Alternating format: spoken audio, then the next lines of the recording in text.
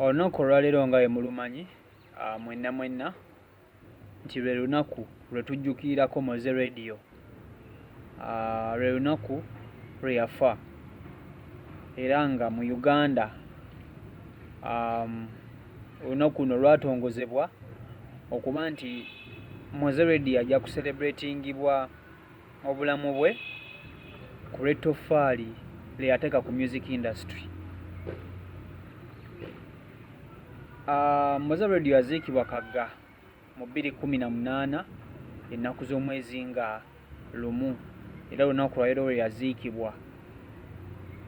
Abantu bangi nga bakulirwa abayimbi b'e Uganda basalawo okukola ekintu kino ky'okujjukira Mozey Radio to celebrate his life, to celebrate his legacy, to celebrate his effort that he put on the Ugandan music industry. So abantu olunaku lw'ejjo baasuze Kagga nga bagezaho okuba nti bajjukira omukulu. Kwegamba tekulinganga kunyolwa, kale tunyolwa naye nga ate tugenda maaso n'okuba nti tucelebratinga obulamu bwe era nga tucelebratingako ebyo ebintu byakolera music industry. Tolabekoko ku maama we ng'agenda maaso n'okuba nti akaaba oluvannyuma lw'okujjukira ebyo omwana we bye yakola, oba buli wajjukira omwana we yakulukusizza amaziga.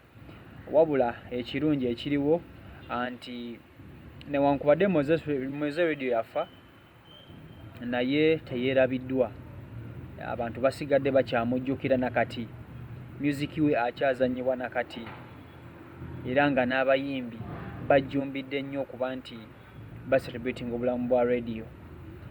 Waliwo n'enteekateeka ze nategeddekoko anti ekijja kya Mozey Radio kigenda kufuuka ekyobulambuzi, kigenda kubeera tourist attraction wano mu ggwanga Uganda.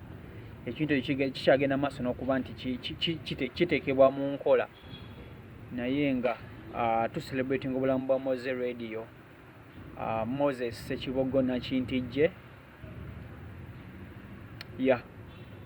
tasobola kuba nti yeerabirwa olw'ennyimba gye yayimbanga, tasobola kuba nti yeerabirwa abantu olw'ensenka gye yasengekanga ebintu bye, oba okitegeera. So Mozey Radio wumula mirembe soja, okitegeera. So abantu olunaku olw'ejjo, ejjo zaabadde ya 31, yes, olunaku olw'ejjo baasuze Kagga, baasuzeeyo mu bikujjuko, baasuze kwegamba babitiguka. Ekyenjawulo ekyabaddewo oba ekirungi ekyabaddeyo anti baasuze nga basanyusibwa abayimbi. Tolabekoko Dr. Jose Camilo naye yabaddeyo, n'abayimbi ab'enjawulo, Wizo, Palaso, baani bonna, Bawaiki Benda, Babitusi bonna babaddeyo nga basanyusa abantu. Abantu babadde bakyamufu nnyo. Baganda ba Mozey Radio babaddeyo, maama we naye yabaddeyo mukyalo oyo. Era yakulukusiza amaziga ng'ajjukira mutabani we, oba okitegeera. Kuba ebiseera ebisinga okuvibwako omwana nga yempagiruwaga mu famire, oba okitegeera, ekintu si kyangu kuba nti kikuvaako amangu, naye omala ate n'okola ki?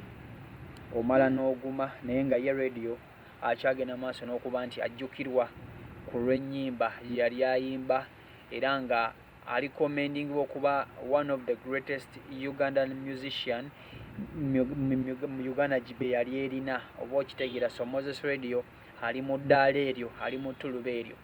So celebrations zikyagenda mu maaso okuba nti zitabuka, abantu bagenda maaso n'okuba nti bajjukira omugenzi. Naye gwe ali eyo andaba oba ajjukira Mozey Radio, gwe ng'omuntu ki ky'omujjukirako buli owulira oluyimba lwe, oba buli wowulira nga Mozey Radio ebikujjuko bye eby'okumucelebrating obulamu bwe bituuse, kikyojjukira, kikyomujjukirako, oba okitegeera, kiki yali akusanyusaako. Kati nze nali njagala nnyo ennyimba ye, engeri gye yali asengekamu ebintu bye. Yali wa musajja wa chaos nnyo, nga wa buvuyovuyo, naye ayo side ndala essaawa zino to celebrating his legacy. Yali musaale nnyo mu Uganda, mu music industry ya Uganda. So Mozey Radio, rest in peace. ya okucelebrate nga kukyagenda mu maaso n'okuba nti kutambula bulungi ya